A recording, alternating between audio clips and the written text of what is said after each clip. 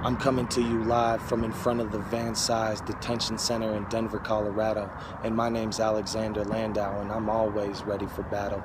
I'm a community organizer who primarily focuses on law enforcement accountability, especially in cases of misconduct, homicide, and what the community views to be excessive force.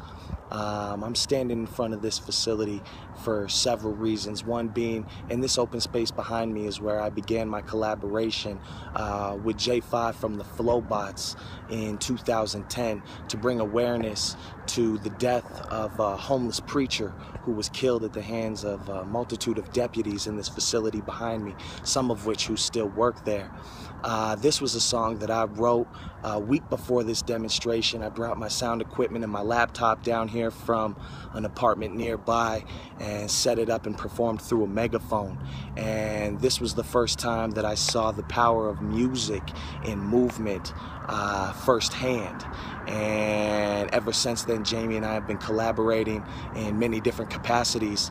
And I'll give it to him. Some of the more recent and beautiful components of organizing that we've seen transpire in Denver recently have been in the form of music and direct action in physical display. So when I say that, I mean like getting 150 people together and having them lay down at the foot of the police chief here in Denver during the MLK March to symbolize the amount of bodies that we've lost to law enforcement violence, or when 150 people spontaneously break out into a song geared towards empowerment of people in Cherry Creek Shopping Center. Those are components of organizing that should never be forgotten and actually hold a whole lot of weight and momentum when utilized effectively. So some of the work that we're working on currently, again, like I said, none of the deputies who assaulted and killed Marvin Booker in this facility behind me were ever indicted, but that's a common practice in our district attorney's office. In the 11 years that Mitch Morrissey's been the district attorney, he has not once ever indicted law enforcement personnel for felony excessive force or homicide. And just recently, as of a couple days ago, Lamar Sims, who is a high-ranking district attorney in Mitch Morrissey's office, was a separate body in the case of Tamir Rice, a shooting that took place in Cleveland, and of course, no surprise to the people here in Denver, justified the shooting on behalf of the officers.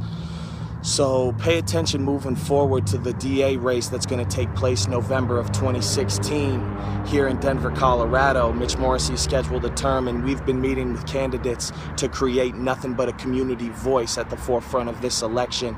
Look out for teach-ins, look out for educational trainings and forum components involving all candidates. Some of the work that we've done recently, we launched an unprecedented effort to recall current district attorney Mitch Morrissey.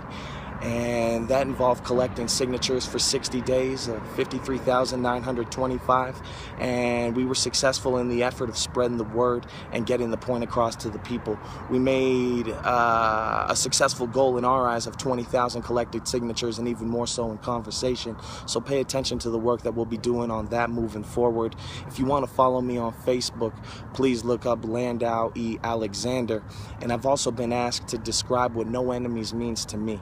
So coming out of my house every day as a black man in this country, I'm always painted up as an enemy. No enemies to me means no, I'm not the enemy. And I'll have to contend with that till infinity. Are you feeling me? No, the true enemies are the people who are sitting in these seats preserving this oppressive structure. We need to eliminate the horizontal hostilities that go on amongst the work that's going on in the community, amongst the organizations, the individuals, the activists, the opinions, so on and so forth, because we know intersections, especially when addressing social injustices, know many lenses, and injustice knows many intersections. So we need to work together to dismantle structural racism, and that will begin by you looking at me and me looking at you as no enemies here, my brother. Peace.